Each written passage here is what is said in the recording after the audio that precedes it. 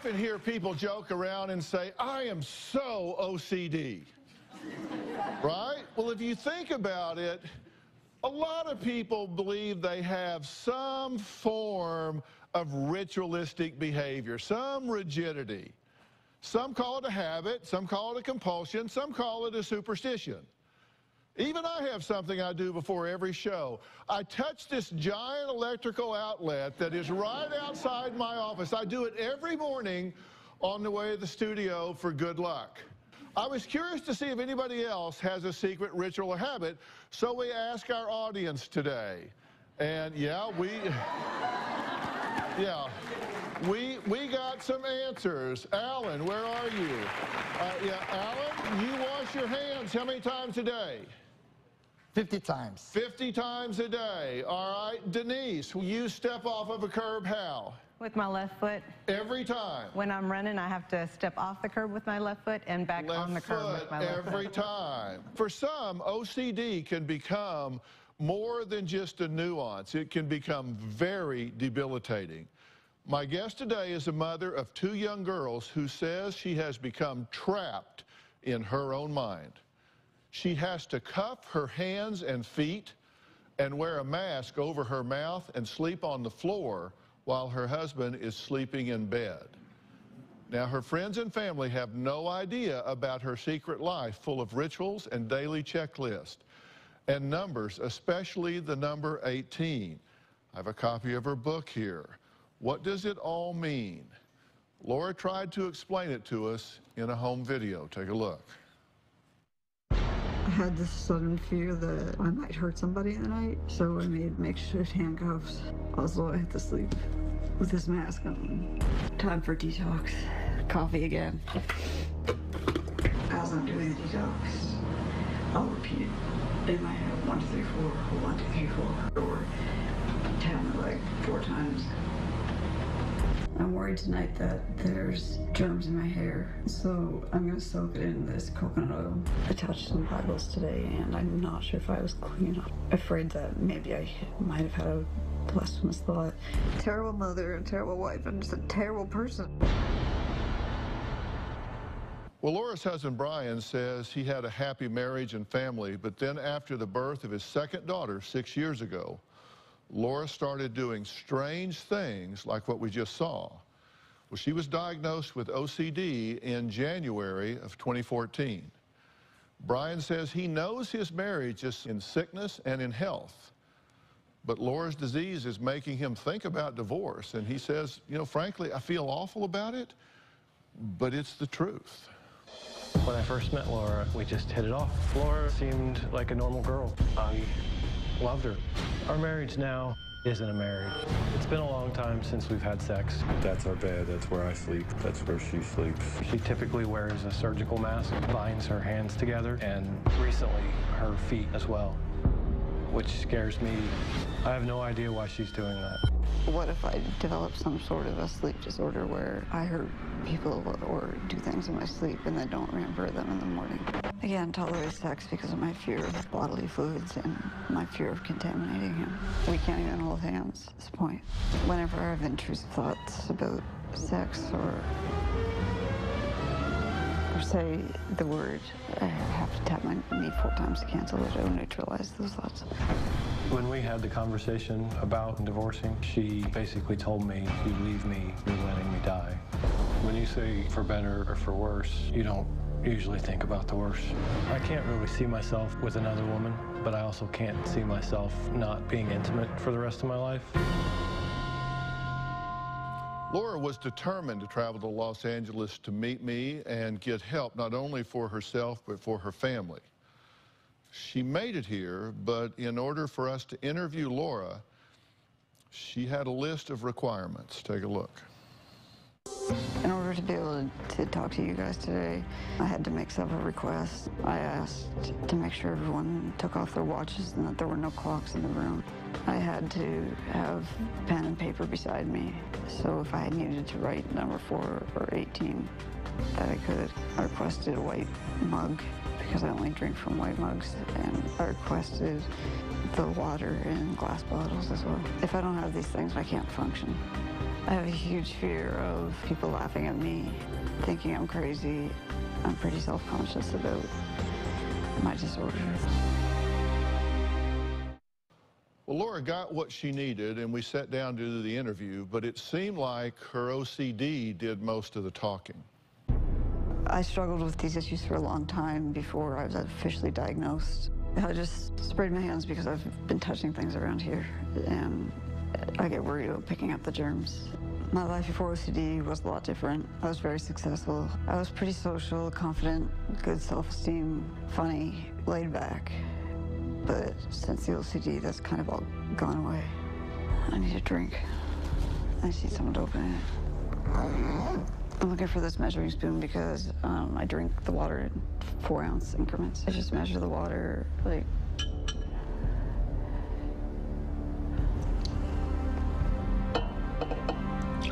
I knew I needed that spoon or I wasn't going to be able to drink the water.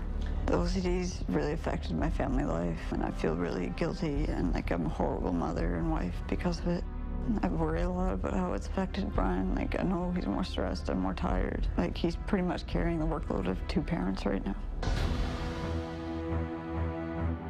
I feel like I'm having a lot of intrusive thoughts and that I just need to take some supplements and do some detox. I tapped the top of the door once as I walked through with my right hand. That's how I have to move from room to room now.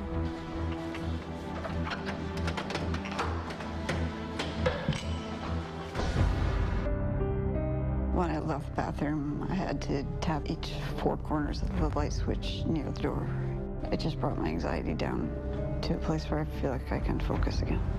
I'm ashamed of what this disorder has made me become. All right, Brian, Laura, I'm glad you're here. How do you feel about being here? Really nervous. It's way out of my comfort zone. Yeah, but why be here? If it's so far out of your comfort zone, why be here? Because the disorder is destroying my family and my husband and myself, and I'm afraid it's going to kill me, and I just want to get help. So you want to fight through this? Mm-hmm. What's the significance of what you've brought here? I see 4, looks like fountain pens, and 4, what are these little short things? Hand sanitizer. Hand sanitizers, okay. You have 4 pens and 4 hand sanitizers. What's the significance of 4 of each of these? I just feel more comfortable if things are in force. It brings my anxiety down just a little bit. Mm-hmm. If I took one of each away, would that be troubling to you? I'd have to leave the stage. What would you say to yourself in your mind if I took one of each away? Something bad's gonna happen. Is there a significance in the number 4 for you? It's easy divisible. I can multiply easy. I can do 4 times 2 for like a cup of water, for example. And are you okay with me asking you these questions? I'll have to tap when you do it. Okay, well, that's okay. Yeah, but fine. Other than that, you're okay with me asking you? Okay, how many fingers do you have on your hand? 4 plus 1. Why do you answer 4 plus 1 instead of 5? Because I can't say that number. It has to be 4 and something. Okay, you don't like that number? Mm-hmm. I noticed that at night you bind your hands and feet. You do that because you fear you might do something in the night. What is your fear that you might do? That I might hurt somebody. Have you played out what that something might be? Hurting my kids or my husband mostly. In a conscious waking state, you don't have any resentment, bitterness, anger, any desire to hurt either your husband or your children? I wouldn't hurt anybody. Well, coming up, Laura has a list of 91 fears and rituals. We're going to find out why her list even includes a fear of pregnant women. We'll be right back.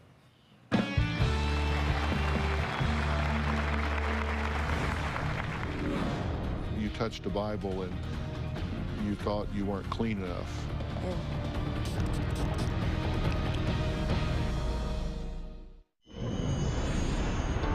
Laura has has a lot of sensitivities to sound. Right now what I'm doing is writing the numbers because the sounds in this room are really bothering me. When I eat potato chips, I go in another room because I know she's going to be bothered by it. The cat meows, it just drives her up the wall. She has threatened the cat, and he's just trying to eat. I'll put these headphones in and then play music so I don't have to hear anything around me. I'll pull this over just to secure them in, and it makes it more tight, like in my ear, so it's a better seal. It's almost like I can't hear or think about anything around me.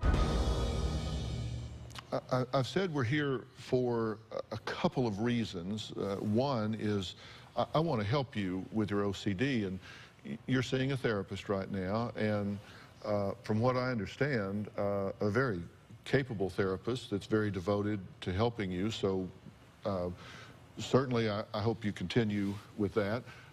You've been through a lot of medications. Nothing has seemed to help. Everything makes me worse. Do you agree the meds have not helped? Yeah, I mean, most of them, I mean, I've seen her just dip into a real depressive state. What are the things that seem to be most upsetting to you, most disruptive to you? Noise is a big thing, right? And you have a long list of fears. What are the things that bother you the most? What are the biggest fears that you have to go through rituals to reduce your anxiety or fear of? I'm like afraid of toxins, afraid that there's toxins in my body. That's like a huge one. So you have a fear of deodorants, particularly with aerosols, foods that come in contact with aluminum foil, right? Why is that? Afraid of metal toxicity. Okay, just the metals that might transfer to the foods. Aerosol sprays, chemically scented candles, air fresheners, dryer sheets, non-natural soaps, fresh painted rooms, herbicides, pesticides, so a lot of chemicals, right? Yeah. Tell me what you're writing down right now. The number 4. Okay, and you're writing the number 4, let me guess, you're writing it 4 times. In rows of 4, yeah. You're writing rows of 4, and you're writing it 4 times. Did my mentioning the things that you fear trigger your need to have an anxiety reduction? So just not coming in contact with them, but just the verbal representation of them caused an increase in anxiety. And so an anxiety release is to do... Write the number 4. Why are you afraid of pregnant women? It's the effect of me being around the baby or the pregnant woman. Like what? How do you fill that blank in? Because I've had a few friends that I've been close to, and they've been pregnant, and their babies have died or been born with like a birth defect. And you decided that Must have been something I did. there's something you did. And it's interesting that you would think that you're that powerful even in your sickness. Intellectually, do you know that that's unlikely? But yet emotionally, you still feel that tremendous power of guilt. Do you have any intrusive thoughts that really scare you? You said, for example, you touched a Bible and you thought you weren't clean enough. Yeah.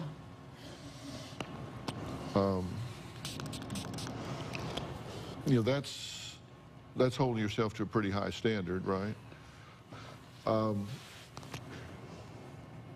The suggestion of not being clean enough is the first time you've picked up the hand sanitizer to clean your hands. Do you find yourself highly suggestible? Because you've written down a series of 4s, 12 times, so 3 multiples of 4, 12 times, but you hadn't cleaned your hands until I asked you if you were clean enough. Yeah. And I just ask you again, and you cleaned it again. Before the break, we took a poll on our website asking if you believe that your spouse concealed a mental illness before you married, would that be grounds for divorce? We'll get the results of that later in the show. And I would like to ask our Twitter and Facebook viewers if they consider themselves to have any OCD type behaviors or superstitions, and if so, what they are. You can tell us by using hashtag Dr. Phil, hashtag married to OCD. Coming up, Laura says she does 4 coffee detoxes a day. She's going to tell us about those and if they work, if they reduce the anxiety and tension when we come back.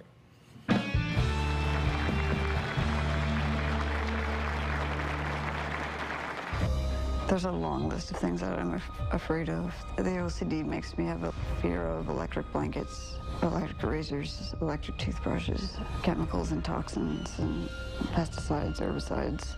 I'm just afraid that it's going to affect my liver. Laura has several detoxing rituals she goes through. One of them is a coffee enema. She averages probably about 3 times a day. She has to do it, otherwise her anxiety level goes through the roof. Time for detox. Coffee again. I know the coffee detox probably isn't good for me. It's torture for me every day, and it takes up a lot of my time. I know all of it's irrational, but I just feel like I have to do it. I'm worried for her. I know that it's something that can't be good for her. It seems dangerous to me. You've been very open and forthcoming with us, which again is a really great sign for me. You shared with us one of your notebooks that you took, and I was kind of going through the notebook, and buried pretty deep in the notebook, I found a page that you have drawn in the pattern of a ribbon, and it's the word failure. What were you thinking when you did this? That no matter what I do to try to stop this, I fail. And that I'm failing as a mother and a wife and a daughter, and fail at everything I do. And on the very next page, you have the pattern of 4s, and then the word 4, and then 18s, 18s, 18s. And when you perform this ritual, does it help you? You get a reduction of anxiety? I mean, it doesn't take the anxiety down that much.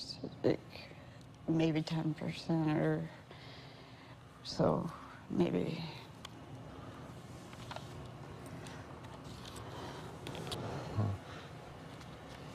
What triggered you to write your 4s just now?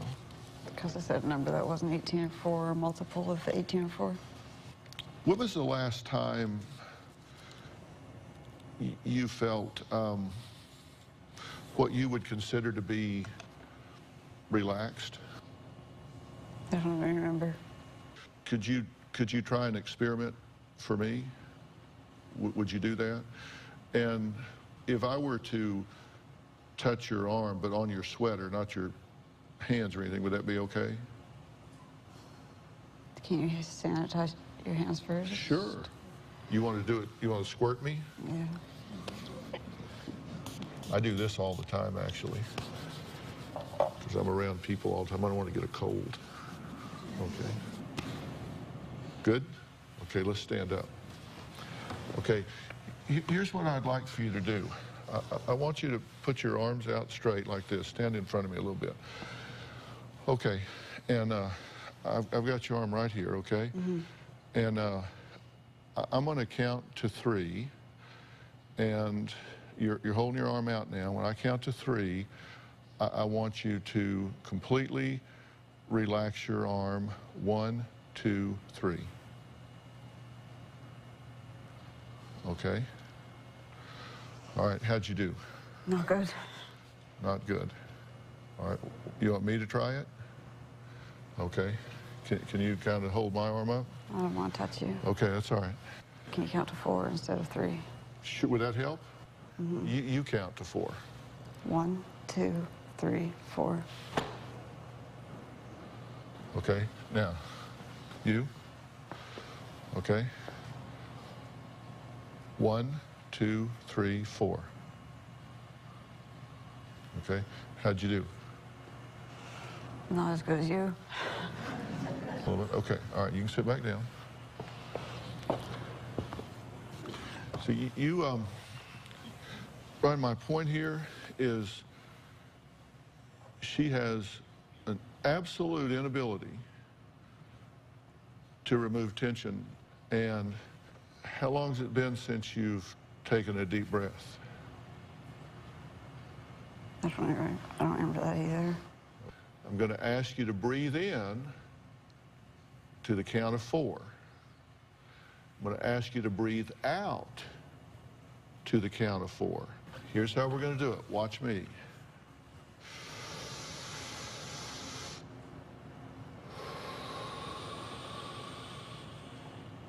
Okay?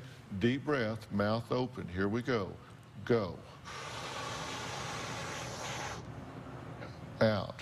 1, 2, 3, 4. In. 1, 2, 3, 4. Out.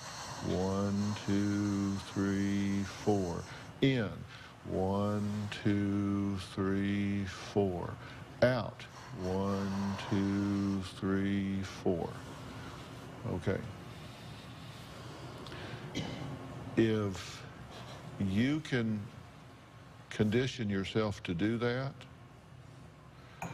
you would be astounded how much relaxation you can bring to your body. When we come back, Laura says she's hidden a lot from her parents. Well, it's time for them to understand what's really going on. It's time for everybody here to understand what's going on. Is this a mental illness or is it not? You're getting ready to find out some things that you don't know about OCD when we come back.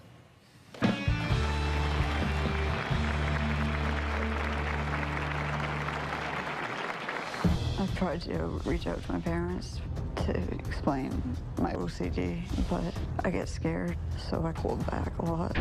If they're at my house, I have to wait till they go to bed to be able to do the compulsions. Our parents say, well, why don't you just stop doing it? It's not going to help to just say, just snap out of it.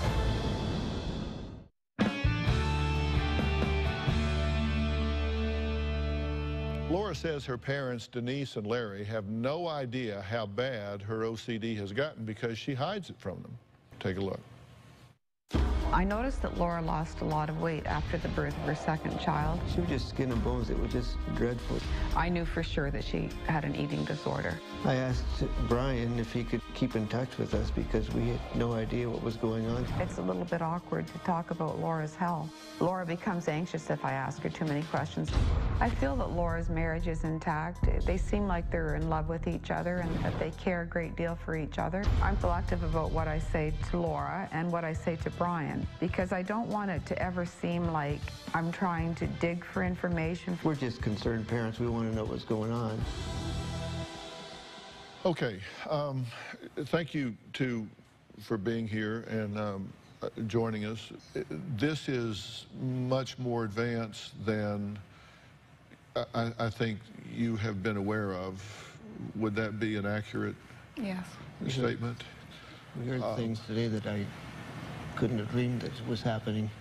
Tell me what your thoughts, feelings, and reactions are to where we are at this point. I'm just so sorry, and I feel I've missed the boat. I'm very proud of your strength to get here. I also feel kind of sad that you weren't able to share that with us so we could be more of a part of your life. I just don't want to hurt you guys, so I try to not talk about it a lot. And I don't want you guys worrying, so I try not to make you worry. but you fear judgment from them. I feel judgment from about everybody. Do you guys think you have a fair and clear understanding about OCD? I feel a lot of confusion. What is really wrong with my daughter, and how can I help her?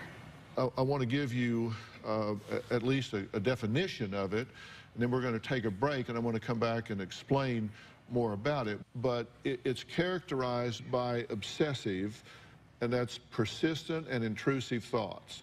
And people don't often think about this, but obsessive refers to thought and compulsive refers to behavior. So obsessive, persistent, and intrusive thoughts and compulsive, repetitive behaviors. And these are time-consuming. And diagnostically say at least an hour a day, and certainly for her it's like all day, every day. They're time-consuming, or they cause significant distress and impairment, and that certainly is the case here. They may involve dysfunctional beliefs, and they're talking about an inflated sense of responsibility. Like, for example, she's afraid about pregnant women because some have lost their babies, and she has an inflated sense of responsibility that it was like her fault. Overestimating threat. She feels like she may wake up in the middle of the night and hurt someone, so she binds herself. Overestimating threat. Overestimating threat of foods and germs, and even going outside or touching certain things. Perfectionism, intolerance, and overimportance of thoughts, that if she thinks something bad, that it could happen. I mean, all of those things. So you would say you're kind of all over that definition, wouldn't you? Mm-hmm. You're just kind of all over that. Mm-hmm. Now, there are some other things that go along with that, and these things don't often happen in isolation. The question is, where does this come from, right? Is this something she can just gut up and walk through, or does it come from somewhere else? Next, Brian wonders if Laura's health would be better if he just wasn't around. And he also wonders if his children would be better if they weren't exposed to someone with this disorder, and if she would be better if she didn't have children to contend with. So the question is, in order for her to get better, should he take the children and be gone? In order for the children to grow up healthy, would they be better if they weren't around her? What do you do with all of this? Well, we're going to talk about all of that when we come back.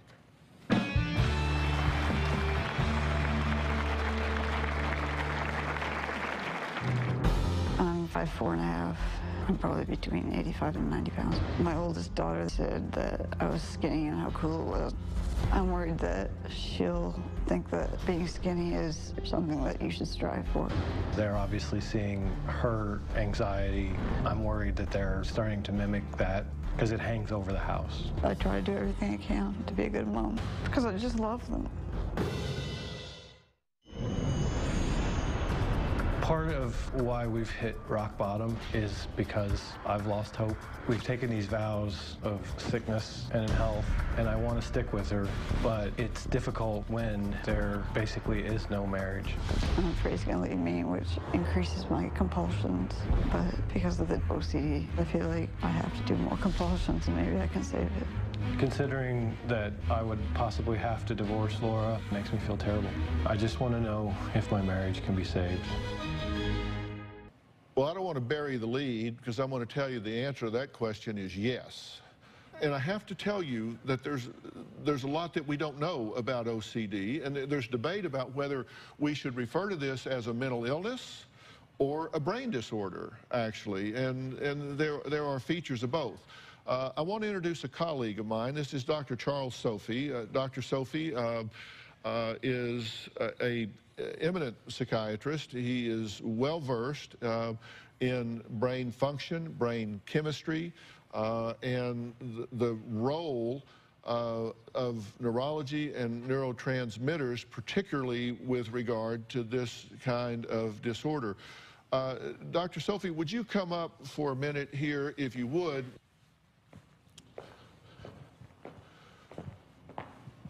Okay, now, Dr. Sophie, let me get us anchored here. In a regular brain, in everybody's brain, we have thoughts that originate here in the orbitofrontal cortex, right? Correct. That's normal. That happens with everybody. Everybody. All right, and then that thought messages with neurotransmitters that go sending the messages into the internal part of the brain. Yes. But what goes wrong with the OCD brain? Well, the OCD brain at this point should have a filter, because this orange section should filter out thoughts that don't need to get in. Right. But OCD brains have a filter that's got holes in it, and they all get through. Okay, so we get things in here that shouldn't get through. Give me an example. So, like, we pick up dirt, a normal thought, we feel dirty, we feel it, and we act on it, and we clean our hands. But if you touch something that's not really that dirty, the filter should say, it's not that important, don't wash your hands. All right, but with an OCD patient, they don't filter that out. Right. The threshold's not there, so Correct. it gets in. Right. Okay, and when it gets through, some of these things get stuck in here. Yes. And now we get in kind of a racetrack pattern, and that's why they get into this repetitive behavior, right? It's obsessive. It just keeps going over and over and over again. Yes, obsessive thoughts and compulsive behaviors. Okay. Now, what are these neurotransmitters that we're talking about that are sending these messages here? These are chemicals, right? Right. These are chemicals in your brain that go back and forth within the fluid of your brain to make an electrical shock to go and make the movement. So you're talking serotonin, norepinephrine, dopamine, epinephrine, all different. If a parent is expecting their child, like, hey, come on, you just got to bear down and get over this. This is not voluntary. Correct. You can't fix this just by manning up and overthinking it. So when people say OCD is not necessarily a psychological disorder, that sometimes they talk about it as a brain disorder or a neurological disorder. This is what we're talking about. Totally. All right, fair enough. Okay. The good news is there are ways to improve this. The bad news is when this happens, lots of things start to happen. Anxiety builds, and you start trying to figure out ways to alleviate the anxiety. And if you're having anxiety, panic attacks, I mean, you'll hop on one foot and tap your ear. If it helps, you'll do whatever, right? And there are a very specialized group of medications, SSRIs, that properly used can help this, correct? Talk about that a little bit. Absolutely. Because as Dr. Phil said, the chemicals that are not stopping and flowing is serotonin.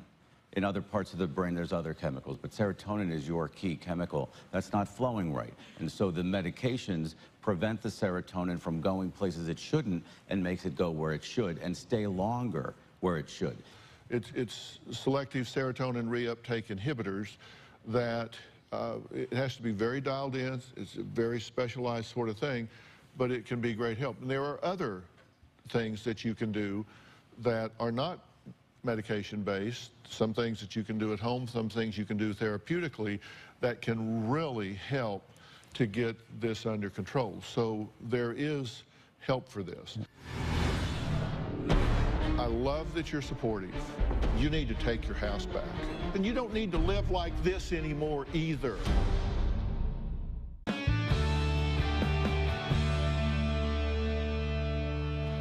I love that you're supportive. I love that you're there for her. I love that you have been such a soldier. You need to take your house back. You need to take your house back. Look, you need to recognize and acknowledge that this is a disorder here, obsessive-compulsive disorder, if that is what we're dealing with. But you have to acknowledge that there is a disorder here. You need to acknowledge small victories on her part, like coming here. Give yourself that. You got to acknowledge that. You need to require of her and you of yourself your highest level of functioning possible every day. You can't get in a comfort zone. You can't let yourself digress to a comfort zone. And you need to avoid day-to-day comparisons like, you know, yeah, you did better yesterday. What are you, backsliding here? Every day's different. Come on. And you need to come from knowledge. Like, I hate that you've kept them in the dark and that you've learned some things today, right, about where she is, that this is neurological. Listen, I've given you we've reduced this to some very simple images so you can understand this without going to sleep, because trust me, it gets very detailed, but I think we've given you a very macro explanation that the communication between where thoughts originate and deeper structures where you act on those things, that communication has been disrupted and it needs to be fixed. That's the macro level. That means this is not mental illness, this is neurological. You need to set limits, but be sensitive. And that's what I mean about taking the house back. You have to support compliance. When we come up with a therapeutic regimen, you got to do it. I mean, you just have to do it. And you need to keep communications clear and simple about this. And you need to be tolerant, but at the same time, you have to recognize that you have to be tolerant of uncertainty. You say, well, what if the door is not locked? You have to learn to tolerate uncertainty. You do need to have some separate time where you can be alone. But you need to limit discussion of OCD. You need to have time where the two of you don't talk about your disorder. You need to have time with the children where you don't talk about your rituals. You need to put boundaries around this. If you want to talk about this for an hour between 10 and 11 at night, then fine. But you set boundaries around the rest of it. You need to require normal windows of interaction here. And you need to have normal activities within the family. The children, they need to bring friends over. And you just don't want to succumb to your pattern. And you two need to negotiate a contract. This is something that you want to do with her, not to her. Because you can't rebel if you agree. I mean, you have to work this out and negotiate these things so you can do it. Do you need to get a divorce? No. You don't need to get a divorce, and you don't need to live like this anymore either. We need to treat this.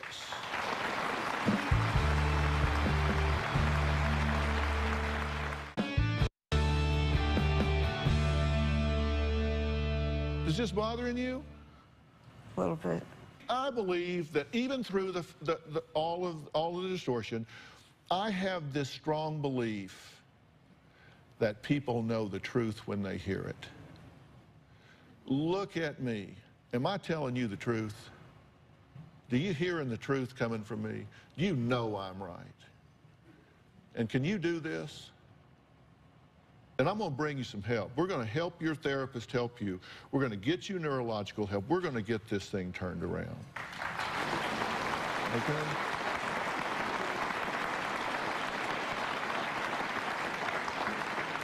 And these folks love you. They understand it. They're going to come from a place of knowledge and understanding. And you won the husband lottery with this guy right here. You won the husband lottery.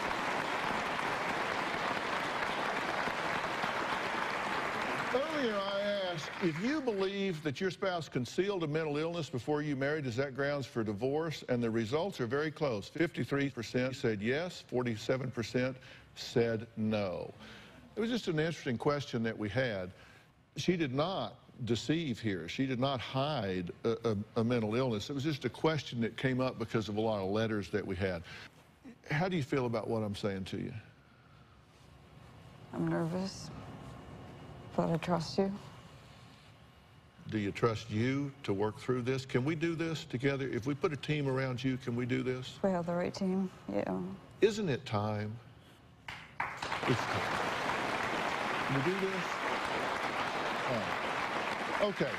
I want to thank Dr. Charles Sophie and all of my guests today. And for more information about today's show, log on to drphil.com. And by the way, if you'll go to the website, I'm going to have more complete descriptions of OCD, OCD personality, phobias, anxiety. We use abbreviated definitions here on the show because of this time. Full discussion will be on the website if you're interested in that for accuracy. Thank you so much for being here. So long.